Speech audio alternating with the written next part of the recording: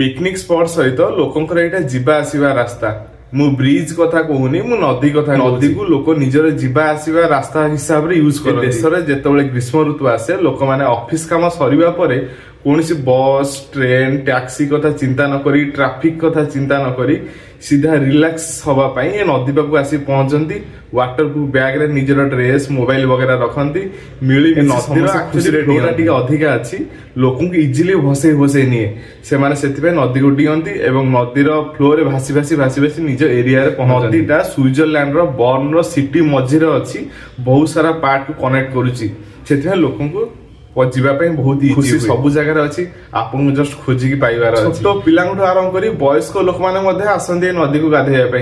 relax हवा कि relax हवा आसे कि निजर रूट कर देइजे नदी पहरी पहरी जाकि निज घर को पानी को आपण जिते क्लीन देखुचंदी एक्चुअली सेते क्लीन अछि